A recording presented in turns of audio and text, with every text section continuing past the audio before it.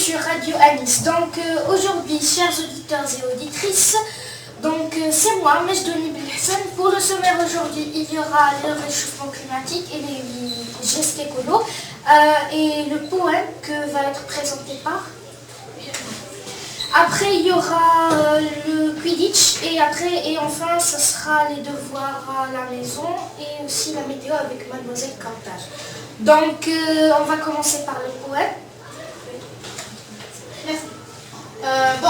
Chers amis, nous célébrons bientôt le COP22 qui s'organise à Marrakech du 7 au 18 novembre 2016. Ça sera pour nous une nouvelle occasion de nous rappeler de l'importance de l'écologie. Et à cette occasion, voici un poème qui met l'accent sur notre rôle dans la protection de l'environnement.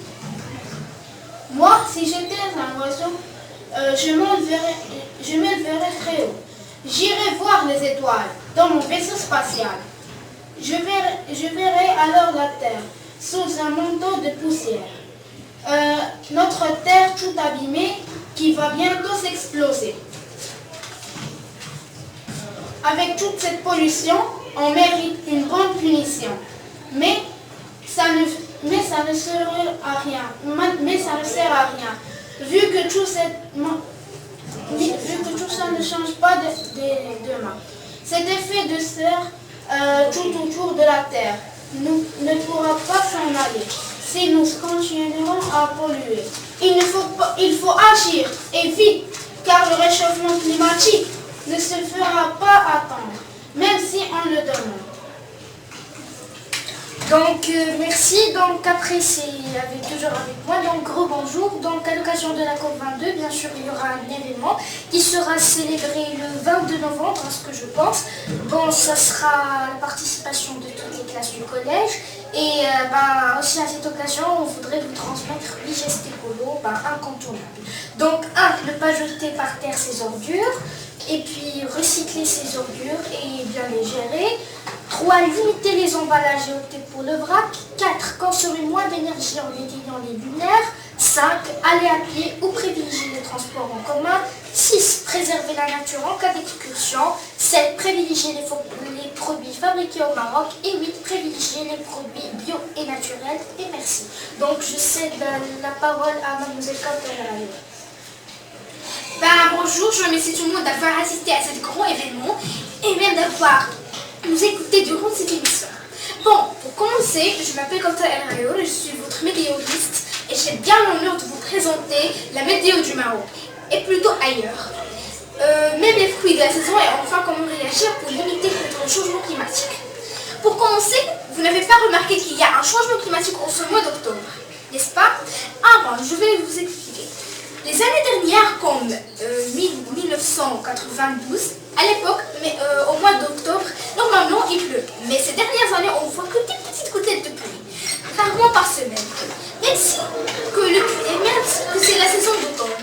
Donc, il faut se méfier du climat, car il ne pose que des problèmes, surtout ce qui concerne l'habit, la nutrition.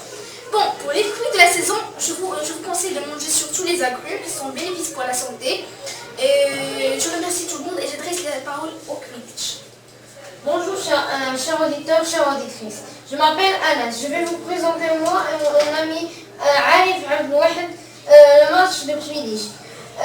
Jack Rowling a créé Harry Potter et dans de ses chapitres, il a créé le concours de Quidditch. Le Quidditch, c'est un concours fictif qui se compose de 2 équipes. Chaque équipe, il doit y avoir 7 joueurs et 3 balles.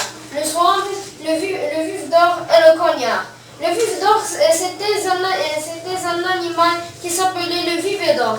Mais Albus Dumbledore l'a ensorcelé et l'a transformé en boule d'or avec des ailes qui courent rapidement. Et chaque de ces joueurs doit avoir son balai pour voler dans ce concours. Passons la parole à notre ami Arif. On parle des règles du Quidditch. Premièrement, pour que l'équipe gagne, l'attrapeur doit attraper le vif d'or. Les chasseurs doivent défendre leur équipe et déranger les ennemis en les donnant des coups par les cognards. Les joueurs doivent marquer le soif dans les 3 cercles de l'équipe ennemie. Le gardien doit arrêter les ennemis de marquer un but. Le match peut se terminer qu'en attrapant le vif d'or. On parle maintenant des balles.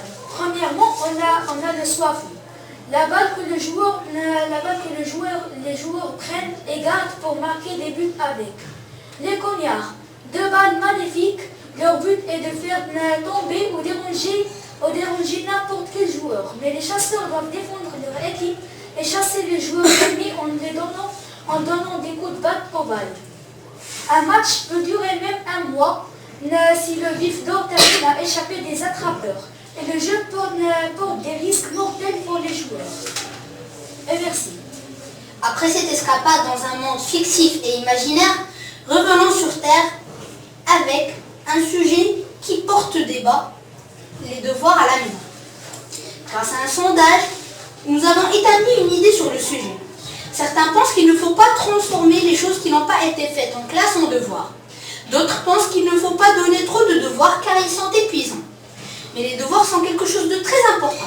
Ils nous permettent d'avancer dans le programme scolaire et de nous rendre autonomes. Alors, les devoirs sont-ils oui ou non indispensables? Peut-être qu'ils sont indispensables, mais il vaudrait mieux les répartir. À vous de réfléchir à cette question maintenant. Merci de nous avoir écoutés et de nous avoir prêté votre attention. Et le plus important, faites vos devoirs. Merci. Donc, au revoir et à la semaine prochaine.